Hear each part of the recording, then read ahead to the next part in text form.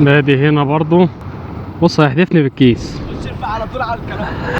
انا كل يوم بتزنق نفس الزنقه السودا دي، بقى عايز اروح قدامي بيني وبين البيت مثلا بتاع 10 12 كيلو وعايز الحق الفطار. تقول لي ازاي؟ اقول لك معرفش. بس قلت بقى النهارده اوريكم الاجواء بتاعت الطرق بقى ساعه الفطار. هي بتبقى فاضيه وفي ناس بقى اللي بيفطرك واللي يطلع لك بلح وعصاير، الاجواء اللي احنا عارفينها دي بتاعت مصر.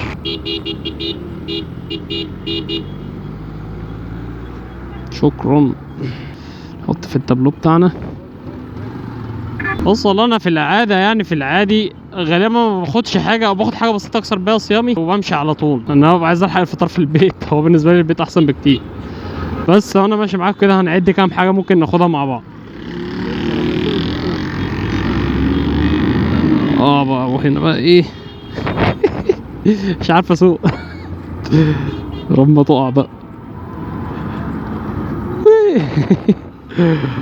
ما شاء الله ما شاء الله. عارف الناس الكورنيش بتغرق، الناس بتوزع حاجات. صان طيب معايا في ايدي اهو. طب ايه عايزين نقف على جنب يا عمنا؟ الاذان بيأذن دلوقتي هنفطر بقى.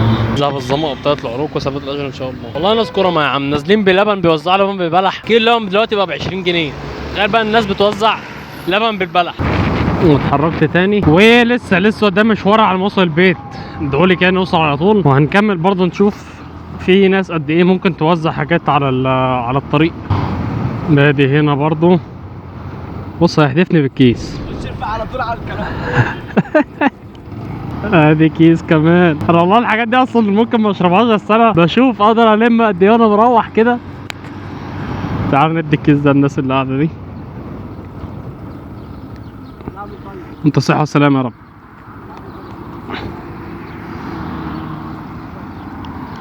الله يخليك. اهو بنستلم ونسلم على طول. دي بقى الحاجه في مصر كده، والاجواء بتاعت الفطار دي تحس ان الخير بيعم في كل حته الصراحه. الناس بتتحايل عليك عشان تفطر. احلى حاجه بقى الطريق بيبقى فاضي كده، الواحد بيجري براحته. في العادي ما بعرفش اجري كده على الكورنيش. ادي واحد كمان بس انا مش هقف بقى عشان الكوبايات دي بتاعتنا. بص بقى هنا الناحيه التانيه ما شاء الله ناس كتير جدا بتوزع ايه ميه وعصاير اهو برضو مع مكملين بقى. واحد لو تخلص الصينيه وهو واقف. مع ان انا بتزنق كده كل يوم، بس الاجواء دي كفايه انها تخليني مروح كده وانا مبسوط الصراحه. بحس ان انا كده في راحه نفسيه بسبب الخير الواحد بيشوفه ده، والناس بتحاول تساعد بعضها ويفطروا بعض في الشارع. دي حاجه كده بتخليك انت ماشي ساعه الفطار متاكد ان انت في حد هيفطرك. هتلاقي حد بيوزع حاجه ايا يكن ايه هي، هتفطر عليها مع بلح او اي عصير او اي ميه او اي حاجه. بس انت بتبقى متاكد ان انت لو ماشي في اي شارع في مصر هنا هتفطر، يعني هتفطر. مش عارف الحاج عامله اكل ايه النهارده في البيت، بس الواحد بيبقى عايز يلحق الاكل ده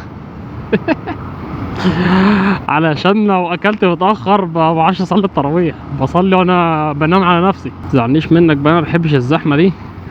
اوبا. وانا بصور فيديو التي في اس كان في غرزه يمين باخدها، اقسم بالله كنت هلبس في عربيه كارو.